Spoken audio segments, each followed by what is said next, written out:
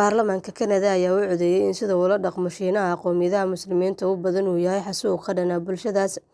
Mooshin ku saabsan tacadiyada Shiinaha uu kula kaco Muslimiinta ayaa waxaa taageeray dhammaan xisbiyada mucaaradka iyo xildhibaano ka tirsan xisbiga talada haya ee dalkaas. Ra'iisul Wasaaraha Kanada Justin Trudeau iyo qaar badan oo ka mid ah golihiisa wasiirada ayaa ka aamusay arrintan.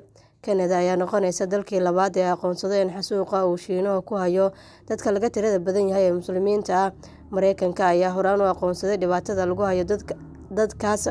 Xildhibaanada Kanada ayaa sidoo kale ansixiyay qaraar dowladda looga codsanayo inay jeediso baaq caalami ah oo looga dalbanayo in Shiinaha aanan lagu qaban ciyaaraha Olombikada ee la qabto xilliyada qaboobaha sanadka 2022 waa haddii Shiinuhu sii wado xasuuqa.